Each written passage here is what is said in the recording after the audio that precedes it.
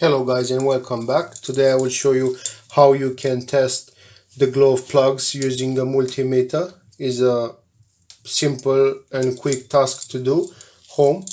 All these glove plugs been taken out earlier this morning, and actually one is a bit old and I know for sure that's not working, so I'm gonna show you the difference between an old one and here we have a new one.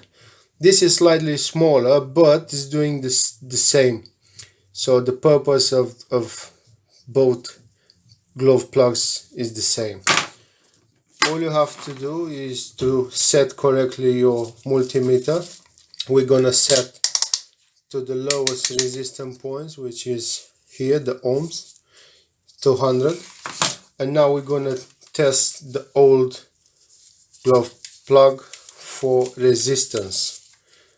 So this one goes on top and this one goes here, and the resistance is not moving, it's not giving us any reading at all.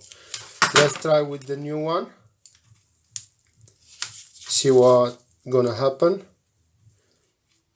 We're receiving the lowest reading we have, the better is the glove plug. It's 0.9. I'm very satisfied with this one. This one is working perfectly.